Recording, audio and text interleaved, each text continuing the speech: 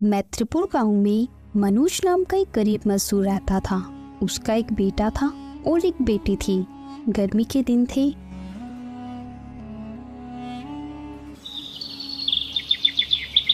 सुनिए जी, गर्मी बढ़ती जा रही है और अपने घर में बिजली का कनेक्शन भी नहीं है। ऐसे में बच्चे बिना पंखे के कैसे रहेंगे? तुम सही कह रही हो, पर मैं भी क्या करूं? सुबह को घर से निकलता हूं, दिन भर काम की तलाश में घूमता हूं, पर कोई काम मिलता ही नहीं। ऐसा कब तक चलेगा जी? घर का राशन भी खत्म होने को आया है। पता नहीं भगवान को हम पर दया कब आएगी। ये गर्मी भी हम गरीबों को ही ज्यादा सताती है। अब क्या ही करें? चलो तुम मेरे लिए कुछ बना दो, फिर मैं निकलता हूँ किसी काम की तलाश में। सुधा मिट्टी के चूल्हे पर गर्मी में कढ़ाई चूल्हे पर चढ़ा देती है। तभी उसका बेटा शिवा और उसकी बेटी वहाँ आ जाते हैं। माँ, कितनी गर्मी है, पिताजी से बोलकर अपने घर में बिजली का कनेक्शन लेने को बोलो ना, और एक बड़ा वाला पंखा लगवा दो ना। मुझसे ये गर्मी और बर्दाश्त नहीं हो रही है। हाँ माँ, बोलो ना पिताजी को। हमारे सारे दोस्तों के घर में वो महंगा फ्रिज जैसा एसी चलता है और हम लोगों के घर में तो बिजली का कनेक्शन भी नहीं है। हमें भी इस गर्मी से बचना है। ये सब सुनकर सुधा की आंखों में आंसू आ जाते हैं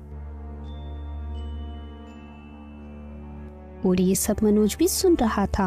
अपने बच्चों की बातें सुनकर मनोज भी दुखी हो जाता है। हे भगवान, मैं कैसा बदनसीब बाप हूँ जो अपने बच्चों को सुकून की जिंदगी नहीं दे सकता, इस गर्मी से उन्हें नहीं बचा सकता। मनोज खुद से ये सब बोल ही रहा था कि तभी चूल्हे की वजह से झोपड़ी की छत में आग लग जाती है। तो मनोज जल्दी से अपने दोनों बच्चों और अपनी पत्नी को घर के बाहर ले आता है और थोड़ी ही देर में मनोज का आखिरी सहारा, उसका घर भी जलकर खंडर हो गया। ये क्या हो गया जी? गर्मी का सारा कहर हम पर ही बरसेगा क्या? अब तो हमारे सर पर छत भी नहीं रही। अब ऐसी तपती धूप में हम अपने बच्चों को लेकर कहाँ जाएंगे?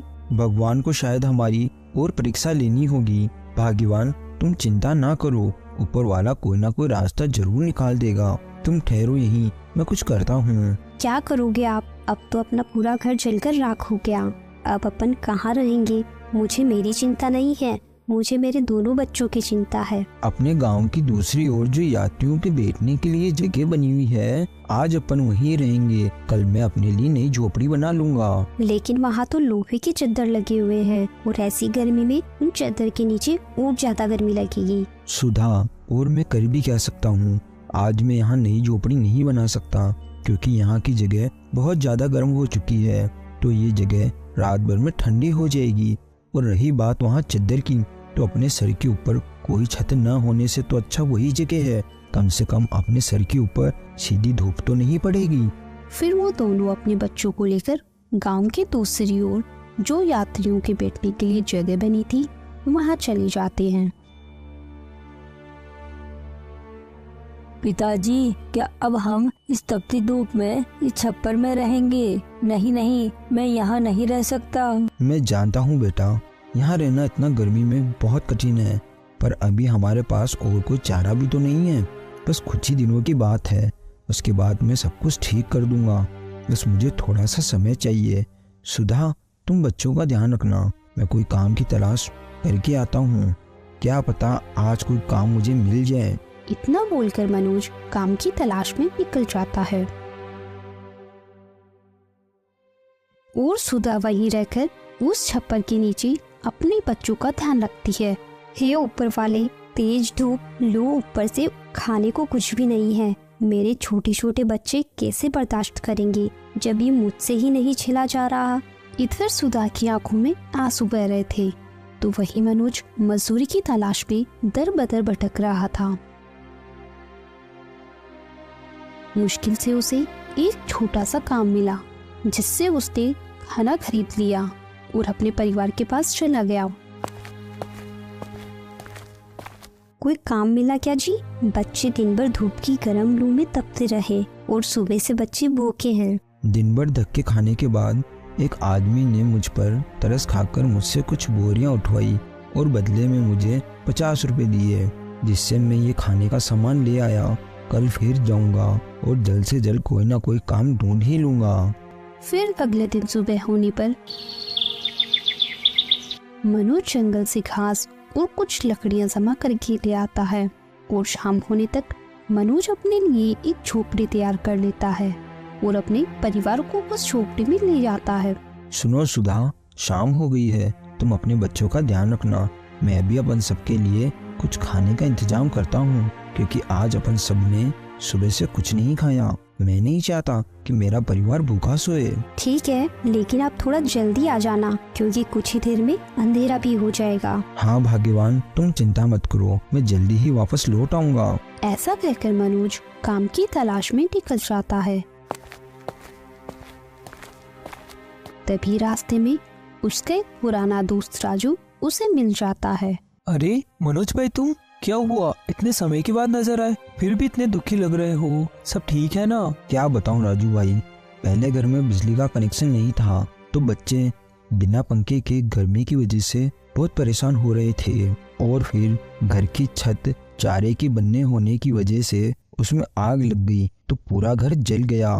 पूरा एक दिन बच्चों को लेकर ऐसी तपती लू में गांव के बाहर वाले यात्रियों के बैठने वाले स्थान पर पूरे एक रात और पूरा एक दिन वहीं बिताई है। फिर आज सुबह नई झोपड़ी बनाने में लगा हुआ था, इसलिए सुबह से मेरा परिवार भूखा है। अब कोई काम ढूंढने के लिए निकला हूँ, ताकि मेरा परिवार आज रात को भूखा ना सोए। मुझे काम चाहिए, लोगों के हाथ पैर जोड़कर भी थक गया हूँ, पर कोई काम देने को ही राजी नहीं है। इतनी गर्मी में कोई काम करवाना ही नहीं चाहता। अगर तुम्हारे घर की हालत इतनी खराब है तो तुम्हें एक ही जगह काम मिल सकता है, पर तुम वो कर पाओगे कि नहीं? मुझे कोई भी काम चलेगा, तुम बस बताओ, मैं कुछ भी करूँगा अपने बच्चों के लिए। फिर राजू मनोज को एक सेठ के पास लेकर जाता है। सेठ जी, ये मेरा दोस्त है, इसे काम की बहुत जरूरत है, हो सके तो कोई काम देकर इसकी मदद कर दीजिए। मेरे पास अभी केवल काम मेरे खेतों का है। मेरे खेत में हल चलाने का काम है। क्या तुम इतनी धूप में खेत जोत पाओगे?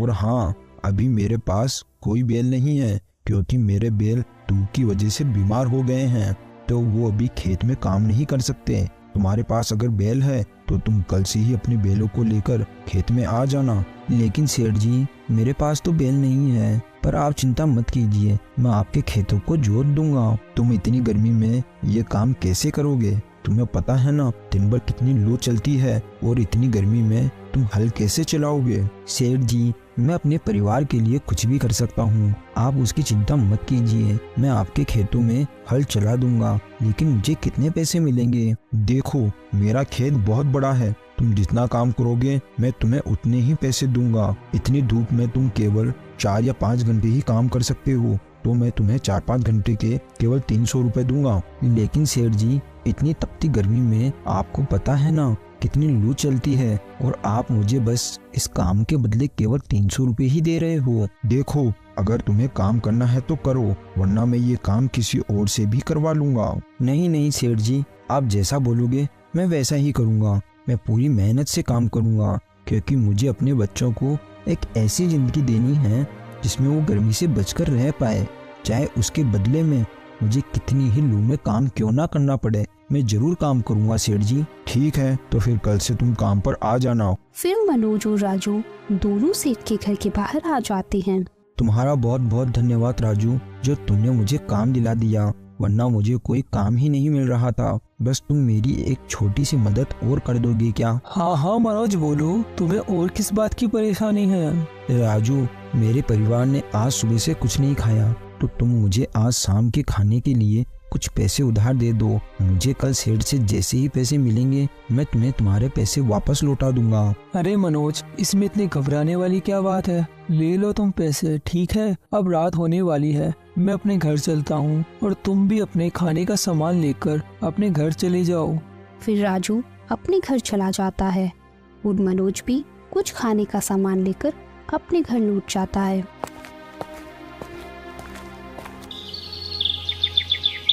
फिर अगले दिन सुबह होने पर मनोज सेठ के खेतों की ओर चला जाता है। मनोज सेठ के खेत में पहुंचकर अपना काम चालू कर देता है। तपती गर्मी में और गरम गरम चलती लू में बड़ी ही मेहनत से खेत को जोतने का काम करता है। मनोज सारी मेहनत केवल अपने परिवार के लिए कर रहा था। मनोज की गर्मी की वजह से बहुत हालत खराब हो चुकी थी, लेकिन फिर भी वो अपना काम बंद नहीं करता। फिर शाम होने पर सेठ वहाँ आता है। वाह मनोज, तुमने बहुत अच्छा काम किया है। ये लो तुम्हारे पूरे 300 रुपए और कल समय से आ जाना। फिर मनोज बाजार से घर का राशन लेकर अपने घर चला जाता है। ये क्या जी, आपके हाथ तो झुलसे हुए हैं। क्या करूँ सुधा, अभी मुझे यही काम मिला है। इस तपती गर्मी में खेत को जोतने का पैसे भी सही दे रहे हैं सेठ जी। बहुत जल्द सब सही हो जाएगा, तुम देखना सुधा। ये सुनकर सुधा की आंखों में आंसू आ जाते हैं। आप हमारे लिए खुद को ऐसी तपती गर्मी में खुद को इतनी लू में झोंक रहे हो जी, आप कैसे सहोगे जी। वैसे ही जैसे हमारे बच्चे और तुम इस गर्मी में लोहे के चद्दर के नीचे रहे थे। और तुम चिंता मत करो, मैं इतनी मेहनत करूँगा जिससे मेरे बच्चों की सारी जरूरत का सामान और उनके लिए एक पक्का घर बनवा लूंगा। ये सुनकर सुधा भी खामोश हो जाती है। कुछ दिन ऐसे ही निकल जाते हैं। अब मनोज के परिवार के हालात सही होने लगे थे। वो रोजाना तपती लू में सेठ के खेतों में अपने कंधों पर हल्का बोझ लेकर काम करता, जिससे घर का खाना बन जाता था। पर अभी भी वो अपना घर ठीक नहीं करवा सका था। एक दिन जब वो घर आया तो सुधा रो रही थी। क्या हुआ भाग्यवान, तुम ऐसे रो क्यों रही हो? शिवा की तबीयत बहुत खराब है जी, गर्मी की वजह से शिवा को लू लग गई। मैं अभी शिवा को अस्पताल लेकर चलता हूँ, कुछ नहीं होगा हमारे बेटे को। फिर मनोज और उसकी पत्नी जल्दी से शिवा को नजदीकी अस्पताल ले जाते हैं।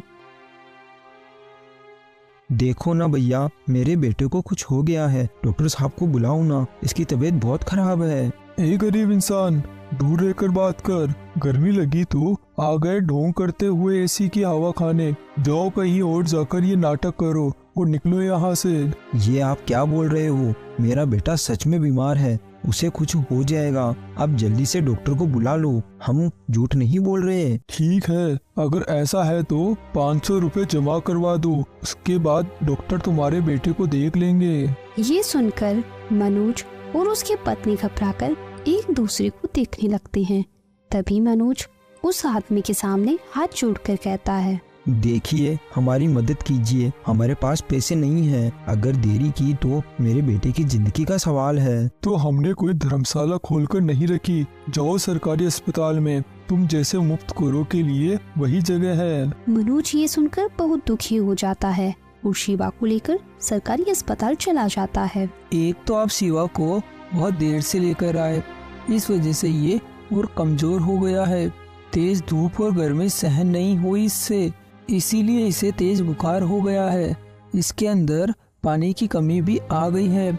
इसके खाने पीने का ध्यान रखें, पानी ज्यादा से ज्यादा पिलाए, और हाँ, इसे गर्मी धूप बिल्कुल नहीं लगनी चाहिए। धन्यवाद डॉक्टर साहब। क्या मैं अपने बच्चे को अब अपने घर लेकर जा सकता हूँ? ले जा सकते हो, लेकिन पर इसके सिर पर ठंडे पानी की पट्टी लगा देना और दवाई टाइम पर दे देना, ताकि ये जल्दी सही हो जाए।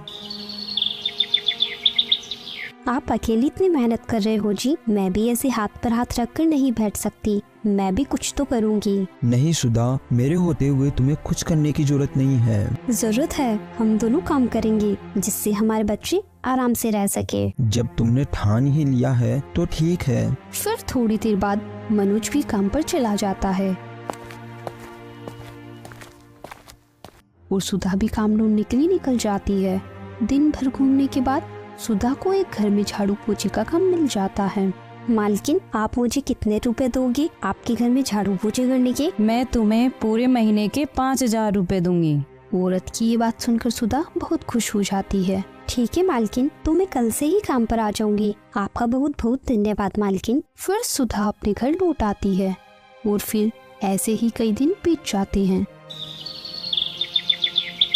तू देख रही है ज्योति, जब से मेरी तबीयत खराब हुई थी तब से माँ और पिताजी अपने लिए कितनी मेहनत करते हैं। हाँ शिवा, माँ एक नौकरानी की तरह दूसरों के घर में झाड़ू पोछे और बर्तन साफ करने का काम कर रही है, और बेचारे पिताजी तो दिन भर धूप में हल को अपने कंधे पर लिए पूरे खेत में चलते हैं। कितनी लू चलती है, फिर भी पिताजी हमारे लिए वो काम कर रहे हैं ताकि वो हमें इस गर्मी से बचा सके। दोनों बच्चे अपने माँ पिता की ये हालत देखकर दुखी थे, पर माता पिता खुश थे कि वो अपने बच्चों के लिए कुछ करने वाले हैं। उधर मनोज को ऐसे मेहनत से काम करते देख सेठ मनोज से बहुत खुश हो जाता है। तुम सच में बहुत मेहनती हो। इतनी गर्मी में इतना काम करना हर किसी के बस की बात नहीं है। इतनी लू में तुम अपने कंधों पर हल लेकर पूरे दिन भर खेत में चलते रहते हो। अरे सेठ जी, हर गरीब आदमी अपने बच्चों के लिए ऐसा ही करता है। हम जैसे और भी बहुत से गरीब लोग हैं जो इस गर्मी से मर रहे हैं। बस किसी तरह मेरा एक पक्का घर तैयार हो जाए जिससे मेरे बच्चे गर्मी से बच सके, क्योंकि झोपड़ी में तो कभी भी आग लग जाती है। मनोज, तुम्हें एक पक्का घर चाहिए ना? तुम कल से ही अपने घर का काम शुरू कर दो। जो भी खर्चा आएगा वो सारा खर्चा मैं तुम्हें दूंगा। तुम मुझे वो पैसे काम करके बाद में लौटा देना। सेठ जी की ये बात सुनकर मनोज बहुत खुश हो जाता है। आपका बहुत बहुत धन्यवाद सेठ जी। ऊपर वाला आपका भला करे जो आपने मुझ जैसे गरीब पर इतनी दया दिखाई। आपका बहुत बहुत धन्यवाद सेठ जी। फिर कुछ दिनों में